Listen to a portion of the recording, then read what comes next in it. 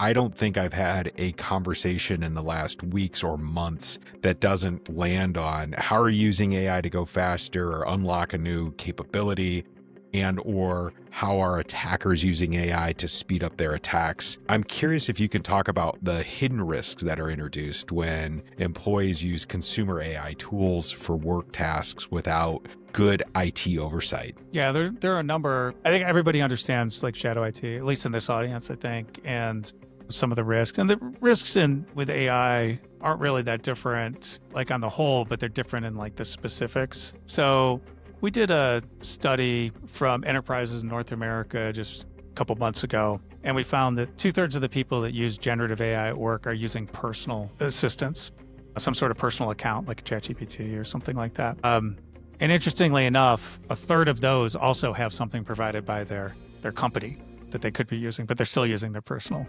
assistant. So there's another through line there. But if 2/3 of the people are doing that, so what does that mean? Their IT department, CISO, doesn't know what they're using it for. They don't know what data they're putting in there. They don't know what the safeguards are for the tool. So maybe they're okay if you're using it through one of the hyperscalers that has like common security practices, but you might be using some startup that's, run out of the back room of a college dormitory or something like that.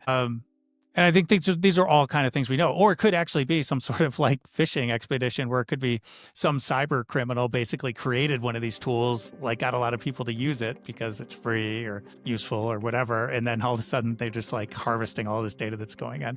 So I think when we think about shadow AI, it is the same type of thing. And so if you think about I think over half of people who are in large companies are using some sort of AI assistant, generative AI. Well, we'll differentiate that from like the NLP solutions that we had in the past. 2/3 of those are using their own, and about 2/3 of those are also admit that they've put sensitive company information into the chatbot. And so like, what does that mean? This is not going to surprise anybody that's listening to this, I don't think. What are they doing? They're putting customer data in there. Well, why are they doing that? Because they want to do their job better. It's not because they want to like disseminate customer data.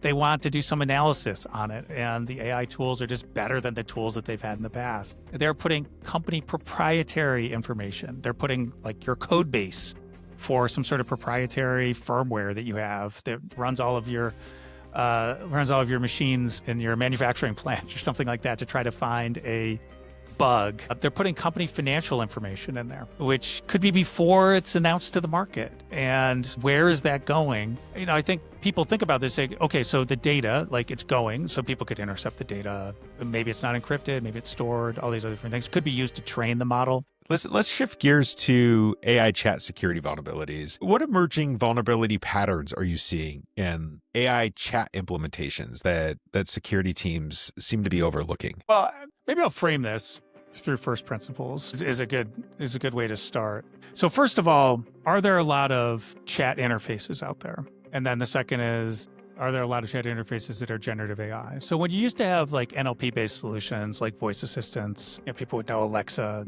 Siri, but like all sorts of chatbots. It was unbounded input. The user could use like type in anything they want or say anything they want, but it was always bounded output. It was basically just doing matching, intent recognition. It was matching to some sort of predefined canned response. So your risk was significantly reduced that something bad would come out of it. So generative AI is just fundamentally different because it's unbounded input, but it's technically unbounded output as well.